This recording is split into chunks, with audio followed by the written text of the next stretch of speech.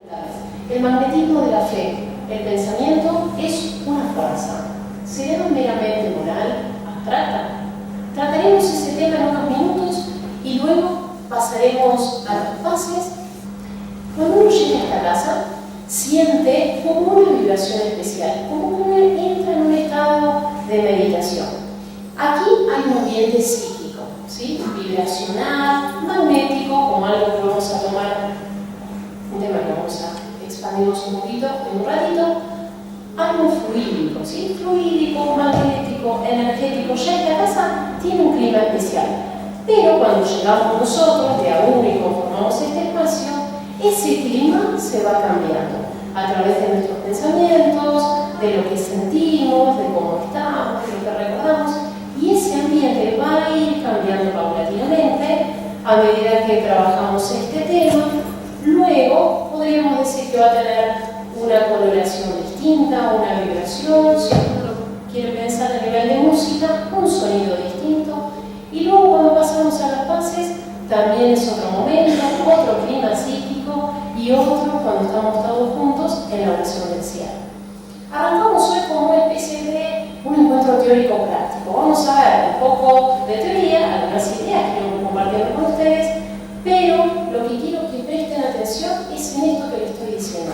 Intenten registrar cómo influyen sus pensamientos en este clima y en esta casa, cómo aunando criterios y pensamientos, trabajando con este tema, lo vamos a ir cambiando y cómo se van ustedes cuando terminamos este encuentro. ¿Sí? Eso quedará para cada uno de ustedes porque yo al final no voy a estar evaluando ¿y cómo anduvo la vibración, cómo anduvo este magnetismo o cómo anduvo la fe? La evaluación la hacen ustedes y queda a criterio de ustedes los resultados. Si quieren, en otro encuentro me cuentan cómo les fue. Pero esa es la idea, que podamos entender y sentir esta cuestión del magnetismo, de la fe, del fluido y del pensamiento. Bien, entonces, hecha la consigna de hoy, que vino en forma de trabajo práctico, a mí me encanta preguntarme, junto con Juana de Ángelis, estas cuestiones de la fe. En Jesús y el Evangelio, Juana de Ángelis como espíritu, a través de la mediunidad de Divaldo, escribe esta obra y en el capítulo 26, El poder de la fe, trabaja una idea que ahora les voy a comentar. Jesús y el Evangelio no se ve muy bien, pero aquí dice a la luz de la psicología profunda.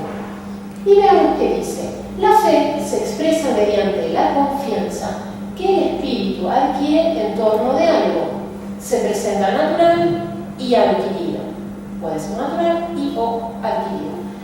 Es decir, que el espíritu tiene esa confianza, esa serenidad, esa calma en su andar, en su vida cotidiana, lo que va transcurriendo.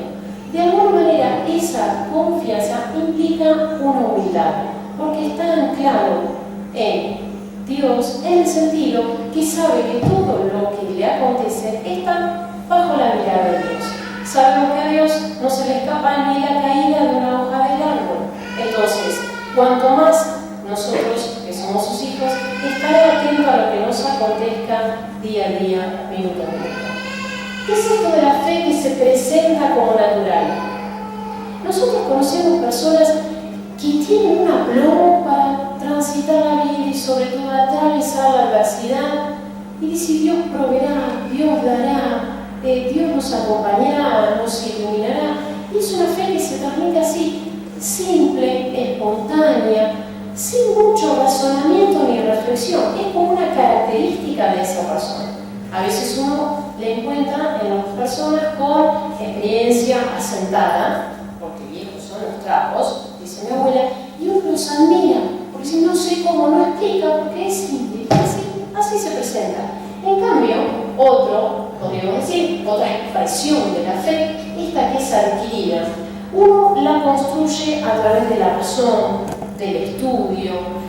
También está cimentada en la lógica, en la comparación entre lo que uno lee, lo que estudia, lo que vive, los hechos que va transitando, que va observando, que va viviendo, que va registrando. Podríamos decir que la doctrina espírita transmite una fe razonada, una fe lógica, se robustece la fe en la razón. Los que conocen esta casa saben que se estudia bastante, ¿sí? Un año y otro, en grupo vamos viendo distintas cuestiones, porque robustecemos nuestra fe a través del estudio y a través del análisis de los hechos, de lo que nos acontece, y compartiéndolo obviamente en grupo, que es donde más nos enriquecemos y lo hacemos todo de esta manera. Entonces, esta razón que transmite Allan Kardec en el libro El Evangelio sobre el Espiritismo, también en el libro de los Espíritus, y sostiene que el espiritismo transmite una fe razonada que pueda atravesar la humanidad en relación a su creencia. Es decir, que trasciende y explica cómo fue la humanidad definiendo en su creencia, en la fe y en la construcción de un Dios. ¿Sí? Nosotros sabemos, para nosotros los espíritas, que Dios es la causa primera de todas las cosas, la inteligencia suprema. Por eso es que la fe que transmitimos, que sostenemos, es una fe razonada. No solamente razonada, sino sentida y vivida. Vamos a dar una vueltita con este concepto a qué se refiere como una fe vivida. Juana también nos dice que la fe procede también de vivencias pasadas, circunstancias vividas que dejaron el método de cómo pueden ser ciertas situaciones superadas. También son evocativas por semejanza, ¿no? Y no tienen ni prisa ni angustia. Vamos a ver a qué se refiere. Cuando uno va estudiando estas cuestiones de la fe, sobre todo las espíritas que transmiten la pluralidad de las existencias, las situaciones donde lo que nos sucede es por nuestro bien, mucha gente cuando va estudiando dice, sí, estas ideas me resultan entendibles, me resultan lógicas. Probablemente no es la primera vez que se conecte con el conocimiento espírita. Esta fe viene de una existencia anterior. En cambio hay otros que cuesta un poquito más, que hay que dar un poquito más de vuelta, explicarlo en un sentido, en otro, vivirlo, es porque está poniendo más sólida su fe en esta existencia. Bien, cuando es evocativo por semejanza tiene que ver con esto. Bueno, yo esto ya lo viví internamente al registro, que tengo facilidad para atravesar X o tal situación. No tiene ni prisa ni se angustia porque justamente está en una situación de confianza, ¿sí? Como decíamos recién, de serenidad. Bueno, si seguimos un poquito más, Despierte y sea feliz, otro libro de Juana de Ángeles a través de la mediunidad de Divaldo Pereira Franco, en el capítulo 10, Fe y Vida, dice lo siguiente: dejarse conducir sin preocupación en todos los instantes es una demostración táctica de fe en la vida, en las personas y en las cosas. Si yo confío, sé que lo que me sucede es para mi bien. Que sea para mi bien no significa que yo esté bien. Muchas veces tengo que atravesar situaciones de preocupación, difíciles, de angustia, y no estoy para nada bien. Pero sé que necesito atravesarlo para mi crecimiento. Los espíritas no somos insensibles. Nos pasan cosas y vivimos lo que vive cada uno de los seres humanos, y todos esto lo sabemos. Pero sí podemos atravesarlo de la mejor manera posible, teniendo de alguna manera madura esta fe. Otro concepto que nos transmite Juana es: el hombre y la mujer necesitan de la fe bajo el influjo de la razón para lograr la armonía interior y promover el propio progreso, así como la de la humanidad. Progresamos nosotros, ¿sí? Progresa la humanidad por contagio. Dice que la fe se contagia, es verdad, ¿no? Cuando uno ve con una fe así tan natural, de este modo, dice: ¿cómo llegó a construirla? Quizás nos dicen algunos consejitos, nos dan como el primer empujón en este sentido de contagiosa, pero el recorrido será nuestro. Los primeros pasos alguien nos lo puede dar, pero el camino será genuinamente nuestro. Me gusta este concepto de despierte, porque en la realidad espiritual uno se va despertando de a poco. A veces nos pasa que cuando nos tenemos que levantar a la mañana, bueno, a veces el despertador suena, es un poco álgido el despertarse, y Dios hace lo mismo con nosotros. Nos va poniendo situaciones que paulatinamente nos van despertando hasta que en un momento decimos: ahora sí, por fin puedo entender esta situación, por qué se me ha presentado, y la puedo explicar mejor. Una frase muy hermosa del Evangelio según el Espiritismo dice: predicar con vuestra inquebrantable esperanza. Entonces, cuando nosotros queremos contagiar a alguien la fe, tenemos que contagiarle nuestra inquebrantable esperanza de un buen porvenir, de que el futuro que nos espera es bueno. Si tenemos convicción en esto, entonces marcharemos así, con esa paz que los caracteriza a la gente de fe. Avancemos un poquito más con lo que nos transmite Juan. La criatura que marcha en la tierra sin fe es como una embarcación sin brújula, que flota a la deriva. ¿A la deriva de qué? Y quizás va marchando la vida a la deriva de las experiencias, de un tipo, de otro, va derrapando a veces cuando toma decisiones que no son las más acertadas. Pero si profundizamos la idea, tan y del todo a la deriva, no. Porque también estamos embarcados con una ley del progreso. Y lo que nos espera en el futuro es nuestro progreso. Quizás, tomando ciertas situaciones, nos estanquemos un poco. Pero el final nuestro será de alguna manera de mayor alegría que lo que pensamos. De mayor bienestar de lo que pensamos. Entonces, ¿tan a la deriva? No. Quizás lo que necesitemos para aprender a poner el timón en otro sentido. Entonces, en relación a esto, uno se imagina esta embarcación sin la fe. La embarcación que representaría nuestra vida sería como este barquito de papel. Si vamos construyendo una fe, la vamos madurando, la hacemos más robusta, esta embarcación se va fortaleciendo. Buscando imágenes, había algunas de este barquito de papel casi en el mar, me súper angustiaba, yendo, no, esto me va mal. En cambio elegí esta que está ahí como rozando un poco la orilla y me da esperanza de que, bueno, hay futuro inclusive para este barquito de papel. Quiero compartir con ustedes un relato de Amalia Domingo Soler. Amalia fue una espírita, nació en Sevilla, España, en 1835 y desencarnó en 1909. Se la llamaba la cronista de los pobres. Ella, en aquel momento de España, se acercaba a conventillos, a pensiones, a plaza, a lugares muy humildes, analizaba y observaba y conversaba con la gente y sacaba de alguna manera perlas de amor, historias que conmovían y que enseñaban muchísimo. Cronista de los pobres. Elegí una para ustedes hoy, para mí también, que se llama El sueño de los dos niños. Un poco para avanzar en este tema, cuando a veces uno marcha por un ratito en la vida, un poco a la deriva, sin brújula. Amalia escribe entonces este libro, sus más hermosos escritos. Ahí hay una suerte de relatos de estos que buscaba ella. Y elegí este, que es el primero, por lo tanto no van a tardar en encontrarlo. El sueño de dos niños. Cuenta su experiencia y dice así: una noche de julio, Europa, en aquel momento hacía mucho calor, estaba reunida con un grupo de amigos en un salón del Prado de Madrid y estábamos con este grupo de amigos conversando de distintos temas, hasta que llegó el tema del espiritismo. Y nos llamó la atención que un hombre que había participado mucho cuando tocamos este tema enmudeció. Tomó su bastón y empezó a hacer círculos en el piso y movía la cabeza como respondiendo a su pensamiento. Al tiempo me acerco y le digo: ¿y Mendoza? ¿Usted qué dice? No, Amalia, yo no digo nada.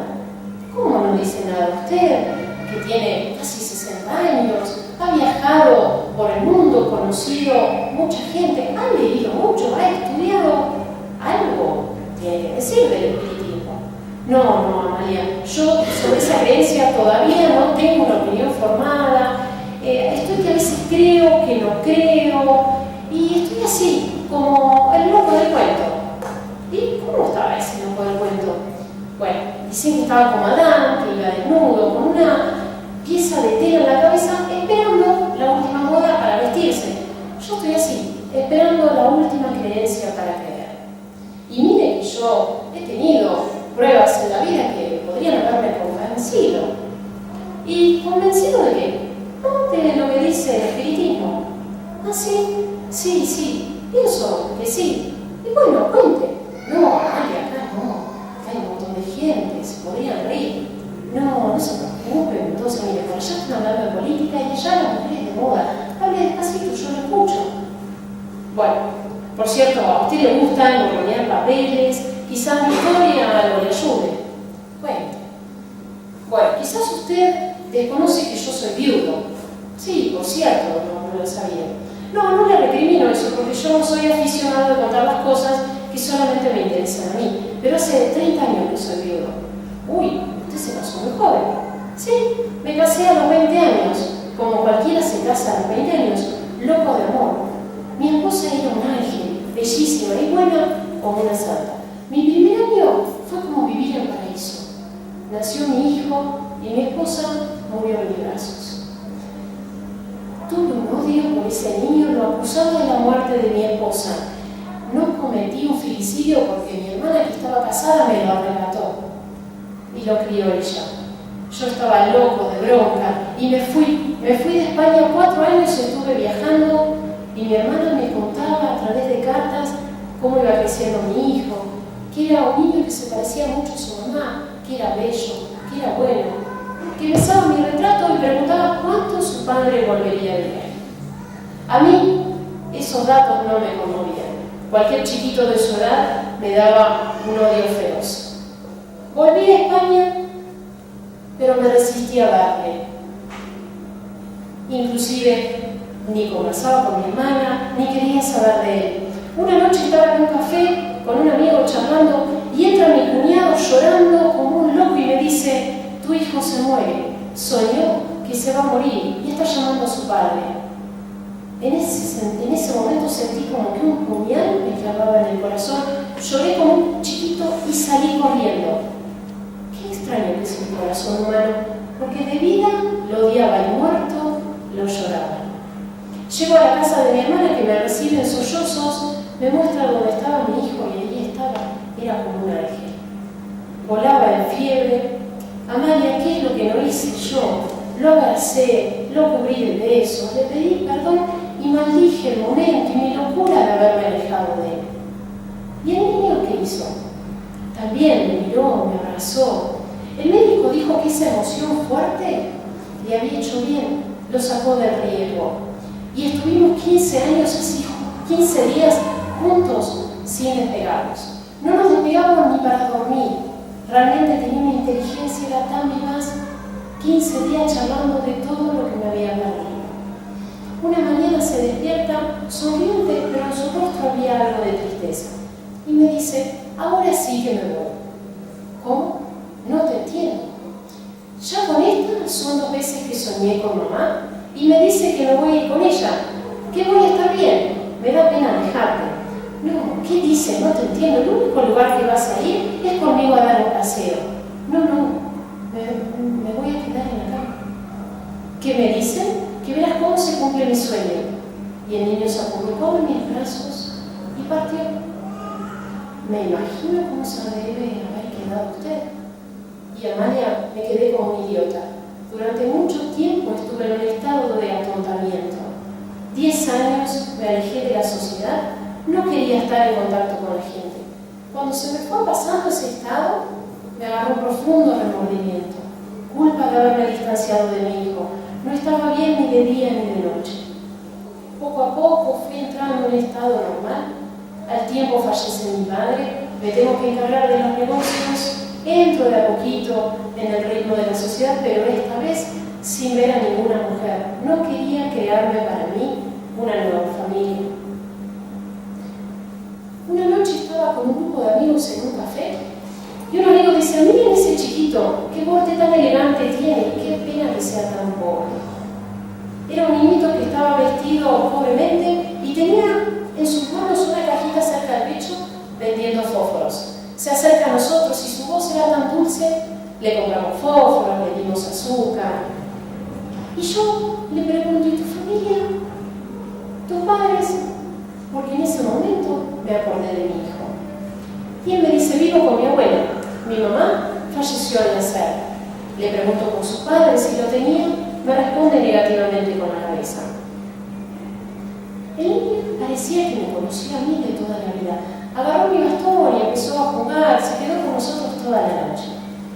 Después se fue, su abuela estaba vendiendo unos periódicos en el café del lado.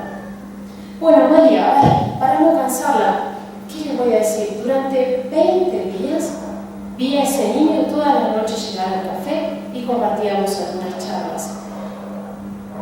Pretendía encargarme de él, pero yo, que soy la irresolución en persona, este carácter mío, una noche llega el niño con una voz graciosa y nos dice: hoy cómpranme todas las cerillas. ¿Y por qué? No, porque mi abuela, cuando yo venda todas las cerillas, me va a dar el dinero para comprarme un bollo. Porque cuando un niño sueña 3 veces lo mismo, el sueño se cumple. Y soñé que me voy a morir, y no quiero morirme sin comer mi bollo. Entonces un amigo le dice: no te mueras con ese sentimiento, y le compró todas las cerillas. A mí me comenzaron a temblar las piernas, lo agarro pretextando cualquier cosa y lo llevo a la panadería. Le digo que elija lo que quiera. Después lo acompaño donde estaba su abuela y empiezo a hablar con la abuela diciéndole que yo quería que al día siguiente se presente ella en su casa junto con su nieto. Cuando estaba hablando con la abuela, interrumpe y le pregunta: abuela, ¿cuándo crees tú que se cumple eso de los sueños? Cuando Dios quiera, pero déjame en paz. Seguimos ajustando el horario, yo me retiro y él insiste a acompañarme unos pasos y con una voz misteriosa me dice: oye, ¿tú crees eso de los sueños? A mí esta cuestión de los sueños me horrorizaba. Entonces le digo: no, son sueños, mañana nos vemos. Él, sin recriminarme nada, me agarra de la mano, la aprieta y se va. Nunca había hecho algo así. Llego a mi casa y no me podía dormir, estaba pensativo en esto. Al otro día se hicieron las 11, la hora que habíamos concertado con la anciana y el niño. Las 12, la 1. Voy hasta la casa porque sabía dónde vivían. Ahí me recibe la abuela llorando, que estaba acompañada por vecinos, y me dice: el niño murió llamándolo a usted.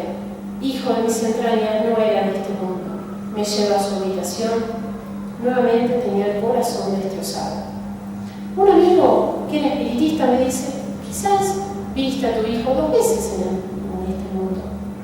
Ahí comienzo a leer a Allan, asisto a sesiones espíritas y realmente me confirman, me dicen que este niño fosforero había sido mi hijo, que tenía una historia particular, genuina y triste, que en otra existencia había tenido el don de la profecía y en sus revelaciones, haciendo un mal uso de ellas, tenía alguna cuestión a salvar. Yo empiezo a sentir una profunda ansiedad de comunicarme con mi hijo y escribo unos versos. Mendoza, ¿usted es medio? No, para nada, María. Yo no sé si me lo dictan, si lo invento yo. ¿Y recuerda esos versos? Sí, eran versos cortos y profundos. ¿Y los recuerda? No. Bueno, en realidad la cuarteta final.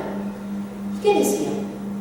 Tu duda es tu martirio, es tu calvario y tu cruz. Mas el sueño de 2 niños te pueden arrojar mucha luz. Entonces, creen en el espiritismo. ¿Qué sé yo, Amalia? ¿Qué sé yo? Estoy que sí, que no. Yo soy la personificación de la duda. Bueno, si no cree, al menos no lo niega. No, negarlo no. Desde ya que tiene que haber algo después de la tumba. Negarlo no. Lo que yo hago es callarme. Y cuando me callo, me parece escuchar la voz de mi hijo que me dice: recuerda el sueño de los 2 niños. Y ahí me entrego absorto en mis pensamientos y me olvido lo que hay a mi alrededor. Y la abuela del niño era la juez en mi casa. Desencarnó hace mucho tiempo. Mendoza me hace pensar en lo siguiente. En esta situación, a veces estamos en la vida teniendo pruebas, experiencias, y uno está así diciendo: ¿y esto cómo lo tomo? ¿Cómo lo coloco? ¿Qué hago? ¿Cómo lo interpreto? ¿Cómo lo significo? En parte es entendible ese momento. Uno necesita, cuando vive algo que a veces conmueve, un tiempo para pensarlo, para meditar. Pero no es sano cuando esa situación la extendemos por mucho tiempo. Porque lo que hacemos en esta situación, podríamos decir, de duda, es no decidir ni para un lado ni para el otro. Y cuando uno no decide ni aquí ni allí, no crece, porque a veces es preferible decidir algo que no nos ayuda y tenemos información para cambiar de alguna manera la dirección. Cuando elijo para trabajar este tema, y de paso rompemos un poquito con ese clima, esta experiencia de Mendoza me hace acordar a las situaciones en las cuales uno está así, entre creo y no creo, y a veces la vida nos presenta situaciones que son amenas, que son el orden de un futuro prometedor, pero uno ofrece una resistencia. Es algo particular del ser humano que a veces nos resistimos a una buena noticia. Me hace acordar hace 12 años atrás, porque en parte me siento como prima hermana de Mendoza en esta situación del qué sé yo, de lo creo y no entiendo lo que me pasa. Hace 12 años atrás mi esposo me pregunta, ¿y te querés casar conmigo? ¿Y yo qué le voy a responder? No sé. Y lo quería preguntar. No sé para qué querés papeles. Y para que no te me escapes. Pero es que me voy a escapar igual, con o sin papeles. Uno lo quería arreglar y lo terminaba embarrando. Bueno, el año que viene, bueno, pero ya que nos casamos el año que viene, ¿por qué no buscamos un hijo? Y total, de acá que venga, claro, yo estaba más preocupada en el hijo que en casarme. Y él estaba preocupado más en otra cosa. Bueno, total, de acá que venga el hijo, y el hijo vino enseguidita ahí y empezó a sonar un poco el casamiento. Y mi nena con los 6 meses de gestación, dale, no mantengas este enigma, decirle que sí a papá, son 2 letras. Bueno, con ese, si necesitas yo te ayudo con ahí. Bueno, finalmente con 6 meses de gestación y la ayuda de mi hija, que se había definido que era nena, ahí le dije que sí. Van pasando los años y si yo volviera para atrás le diría un sí rotundo, pero mejor no ir para atrás porque quizás él no me hace de nuevo esa pregunta. Es lo que nos pasa en la vida. Tenemos ahí al frente algo que de buen pronóstico y estamos, qué sé yo, no sé, tal vez, porque a Mendoza sabía del espiritismo, había leído, pero una cosa es leer, otra cosa es tener amigos espíritas y otra cosa es que algo del espiritismo lo aluga a él. Entonces, no, qué sé yo. Bien, no es accidental cómo nos vamos cruzando con el espiritismo y cómo vamos robusteciendo esta fe. El triunfo personal, Juana de Ángelis, en el capítulo 10, Necesidad de la fe religiosa, nos transmite esta idea. La fe religiosa es una necesidad de armonización del ser humano, es una experiencia personal e intransferible que puede ser despertada por otro, sin embargo, tiene que ser vivenciada por el individuo. Seguramente que Amalia, cuando lo escuchaba Mendoza, le decía, pero, oye, hermano, estás plagado de pruebas. Para él, eso no tenía aún valor de prueba. Sí para Amalia y sí para todos nosotros, o casi todos nosotros, eran pruebas sobre la continuidad de la existencia. Pero para él no. Entonces la fe podemos dar empujoncitos y hay que darlos empujoncitos sutilmente. Pero recordemos que esta experiencia es personal e intransferible y que tenemos que respetar la vivencia de cada individuo. A mí por lo menos esta idea me ayudó mucho para no pulsar tanto. Sugerir, acompañar, está bárbaro, pero no hacer el trabajo que le corresponde al otro. ¿Sí? Y eso es lo que a mí más me cuesta. Hoy tenemos un zapping de Juana de Ángelis y de Edgardo Pereira Franco. Cortito, vamos haciendo un zapping y sacamos esta idea también. El autodescubrimiento, en el capítulo 10, dice lo siguiente: equipamientos existenciales, el pensamiento. ¿Recuerdan la tarea del principio? Del pensamiento. Dice lo siguiente: el pensamiento no procede del cerebro. Es la manifestación de la mente y es originada en el espíritu. Cuando Mendoza dice pienso o no pienso, creo o no creo, no es su cerebro que anda fallando, por más que tiene por aquí un montón de rompecabezas para armar. No, sino que es el espíritu. Necesita cierta madurez, cierto coraje para decirles. Cuando uno está así, que creo, no creo, que no sé y no sé qué más, a veces lo que hace es defensivamente marcar un tiempo para asimilar, procesar y luego actuar. Muchas veces esta distancia tiene que ver con una despreocupación, a veces con el temor y muchas veces con el orgullo de pensar esta cuestión de que no somos de alguna manera tan autónomos como pensamos y que necesitamos que nuestro Padre Creador nos acompañe en nuestro crecimiento. Distintas razones por las cuales uno muchas veces hereda esta idea. Bien, Allan Kardec, en el capítulo 19, La fe mueve montañas, nos transmite lo siguiente.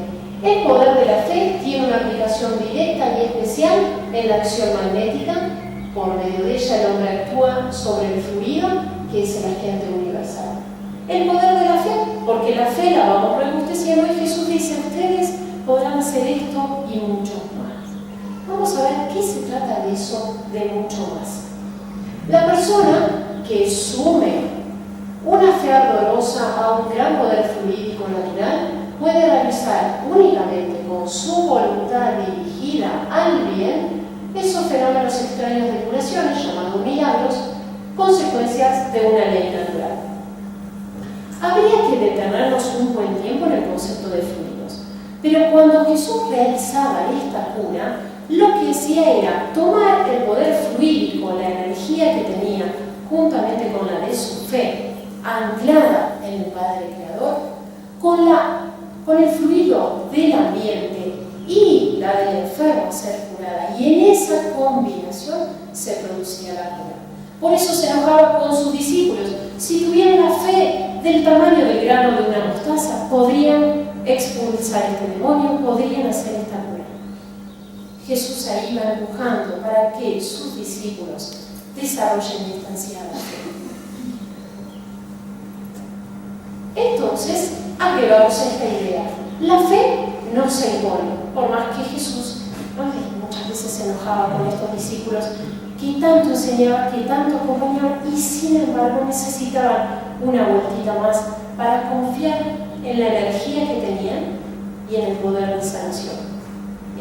Yo no me animo a hacer ninguna cura todavía, pero tengo algunos peldaños más todavía que avanzar. Pero si creemos en lo que nos dice Jesús, que al ser hijos de Dios podemos hacer eso y mucho más, tenemos en nosotros entonces la posibilidad de superarnos y crecer considerablemente en las cuestiones espirituales. Hay que tener coraje y animarse. La fe entonces se adquiere producto del trabajo y del esfuerzo de cada uno. No corresponde a la fe ir hacia los seres humanos, sino que estos deben anticiparse en eso. No podemos esperar decir yo no creo porque a mí me falta fe, no me la dieron, no nací, no me la transmitieron. Es personal. No creo tanto porque no tuve pruebas. Tenemos pruebas de sobra. Ya con el solo hecho de analizar nuestro cuerpo, la ingeniería que tenemos, solamente la inteligencia suprema pudo haber pensado en un cuerpo tan perfecto.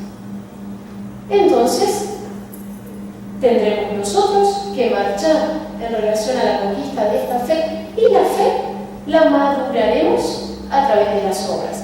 Por eso Jesús se enoja tanto con la higuera que la maldice porque no producía frutos. Ahí Jesús dice, no solamente tenemos que tener una apariencia del bien, tenemos que producir el bien. Y el producir el bien lo hacemos en nosotros y lo hacemos con los demás, progresando nosotros y haciendo progresar a la humanidad. Para cerrar, y seguramente ustedes van avanzando con la consigna del principio, quería compartir con ustedes que está en la vitrina de la vida es un libro que escribe Francisco Cándido Xavier y lo dicta el espíritu hermano X, que él no le pone atención a su identidad.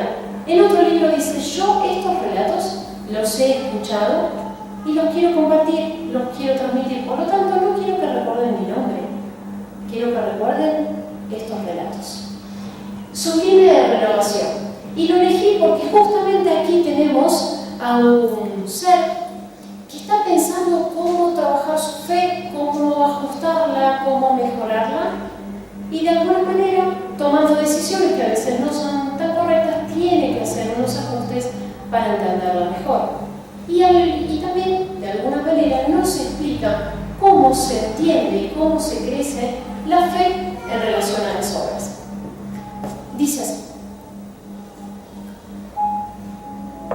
se cuenta que Santiago, hijo de Alfeo, uno de los discípulos de Jesús extremadamente ligado a la ley antigua, a los meses de la crucifixión de Jesús, sintió una profunda añoranza de tener una visita divina.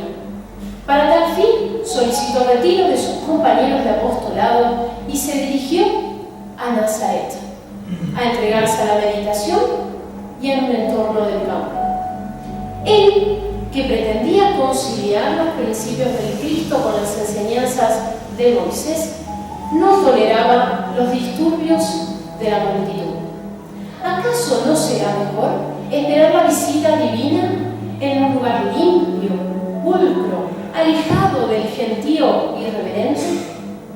Él observaba que Santiago y los cooperadores se mezclaban en Jerusalén entre malhechores y meretrices. Asimismo observaba los esfuerzos denomados, los sacrificios que realizaban con los leprosos, los locos, los ancianos, las mujeres desdichadas, los niños abandonados, y observaba Santiago que entre los sufrientes también surgían oportunistas y ladrones. Observaba que también se acercaban personas que bendecían al Señor y luego realizaban crímenes. Otros que tomaban el nombre del Señor, de Jesucristo, y luego extorsionaban a los enfermos. Y ellos no recibían ningún castigo por tal desfachatez. Disgustado se acerca a Pedro, le plantea esta situación. Pedro, el robusto pescador que tenía en sus espaldas el naciente santuario. Pedro le responde y le ruega que tenga abnegación y serenidad. Santiago piensa: ¿acaso esto no es un exceso de tolerancia cuando Jesús nos pedía que nos mantuviéramos limpios, elevados? Así toma la decisión de retirarse a una planicie ubicada en Nazaret. En esta planicie se entregó a contemplar los paisajes patriarcales, el entorno del Carmelo, las montañas del país de Siquem, el monte Tabor, y contemplando este paisaje se entregaba a profunda oración. Santiago estaba habituado a la oración, al ayuno, vestía ropa limpia, realizaba meditaciones sobre las enseñanzas de Jesús y de esta forma esperaba esa ansiada visita divina. Se había demorado en este estado de contemplación 200 días, cuando en un crepúsculo dulce y largo divisó en el cielo un punto luminoso. Esta esfera de luz iba creciendo, tomando la forma de una figura humana que se le acercaba. A pocos minutos, Mari, conteniendo la emotividad, se encuentra con el maestro. Era él con la misma túnica simple, con los mismos cabellos recostándose en los hombros, con el mismo semblante de amor y melancolía. Jesús pasa por delante de Santiago y Santiago, sin entender este silencio, va a su encuentro y dice: Señor, Señor, ¿a dónde vas? Jesús se detiene, lo mira y le dice: debo aún hoy estar en Jerusalén. Nuestros compañeros necesitan de mi concurso para la tarea. Pero Señor, ¿acaso yo no necesito de ti en la entrega amorosa que te hago? Jesús lo mira bondadoso y le dice: Santiago, un soldado que se retira voluntariamente de la lucha no necesita de las energías para un combate. A mis discípulos les he dado por heredad a los infortunados de la tierra. Y mientras haya un solo corazón desfalleciente, el descanso para mí será del todo impracticable. Pero Señor, ¿acaso no nos dijiste que nos conserváramos puros y elevados? Santiago, no te recrimino eso, mas debo decirte que es fácil ser santo alejándose de los pecadores. Entre tanto, no nos categorizaste siendo la luz del mundo. ¿Y qué mérito tiene la luz si huye de las sombras? Allí donde están las tinieblas del crimen, del odio, del rencor, de la calumnia, del desconsuelo. Allí es donde tiene que brillar la buena nueva. Allí es donde tienen que estar las alabanzas al Padre Creador. Santiago quería continuar esta sublime conversación en esta tan ansiada visita, pero la voz se le había anudado en la garganta y las lágrimas lo estaban asfixiando.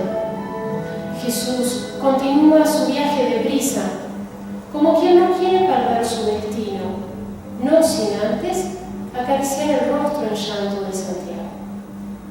Esa misma noche, el discípulo emprende el viaje de regreso de Nazaret a Jerusalén, deteniéndose en esta y en aquella misión de caridad y de consuelo. Y en la mañana del 7º día de su viaje de retorno, cuando Pedro va a la sala de los enfermos, se encuentra con Santiago, hijo de Alfeo, inclinado en una vasija vieja de barro, lavando a un herido y conversando amorosamente con los infelices de la tierra. Queridos amigos, les dejo en sus manos toda mi gratitud por haber hecho ustedes posible este encuentro y este clima que con el pensamiento han generado. Nos mantenemos así serenos y en calma, esperando ser llamados